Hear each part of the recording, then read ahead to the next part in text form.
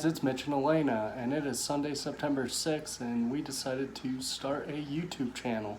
So today we are going to build a little coffee mug holder to basically serve coffee every morning, and this is how we do it. So to start off, we are going to show a list of supplies and tools we are going to need to complete this project.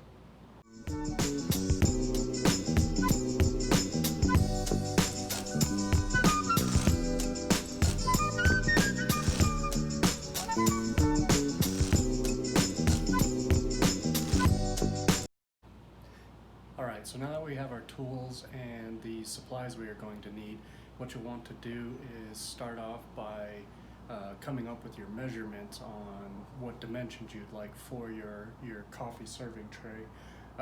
We've just picked some of our biggest mugs we had and took the measurements from that. So before we begin cutting boards, I always like to set my saw height to where there's only a couple teeth above the board itself. So for our coffee table, the overall dimensions are going to be 7.5 inches. That's with a 1/2 inch board on each side of the bottom plank. So our bottom plank is actually going to get cut to 6.5 inches.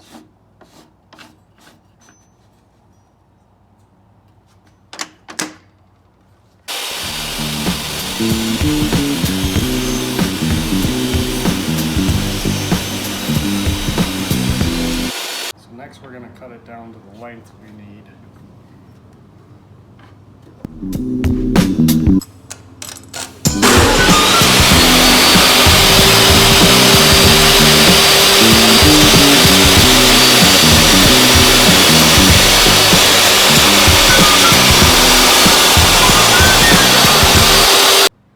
So next we're going to build the sides. We're going to have 2 the same for the length and 2 the same for the width. One of the best to ever do it.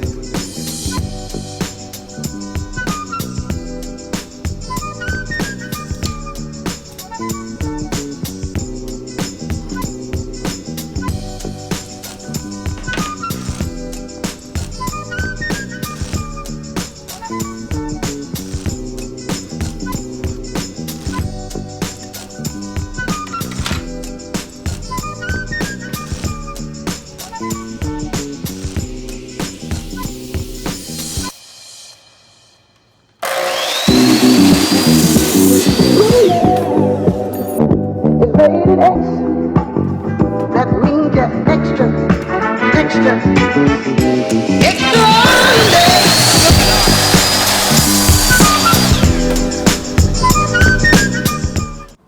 So now that we have all our boards cut, we're going to go ahead and glue them together, as well as fasten them with real small 1-inch brad nails.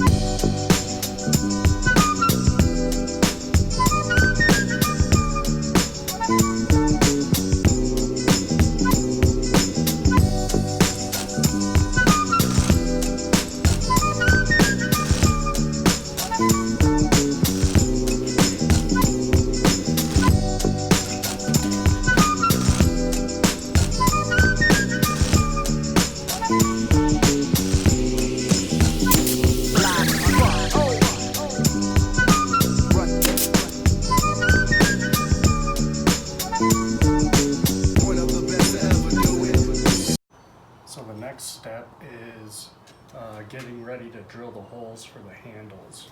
So we've selected our handles, and you can pick any handle that you want.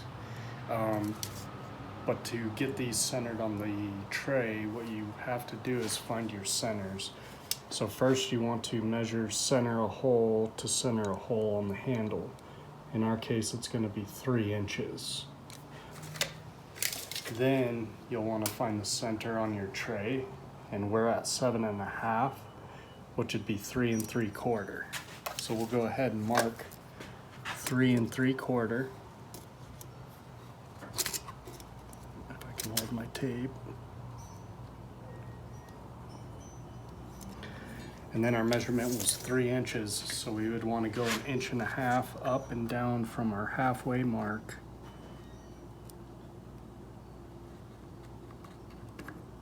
To get our holes centered for the handle.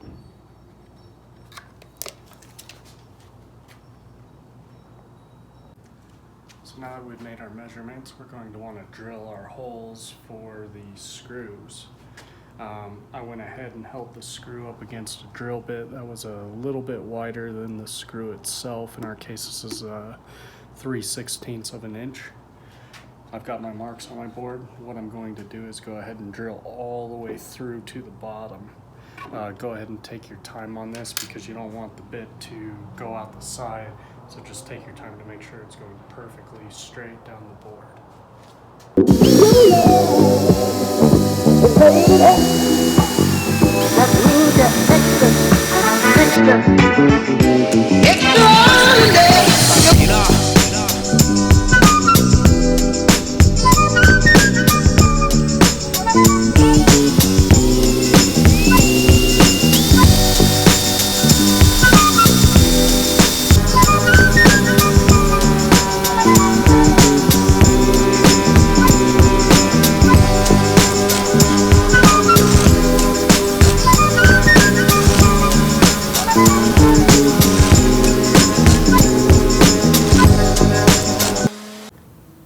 So now that we're done with sanding the entire box, definitely make sure you get all the glue off, because the next thing we're going to do is stain it.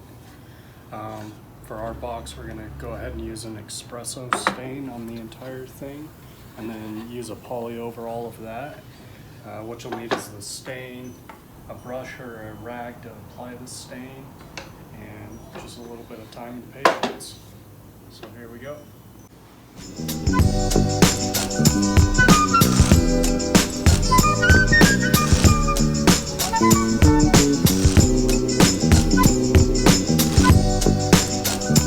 Always stain in the direction of the grain.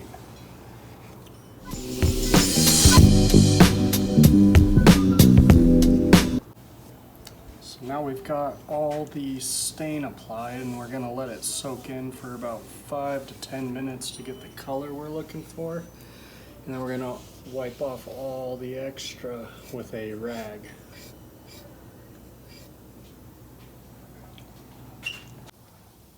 So now we've waited about 6 minutes for the stain to soak into the wood. We're going to take some rags and go ahead and wipe all the extra off. One of the best to ever do it.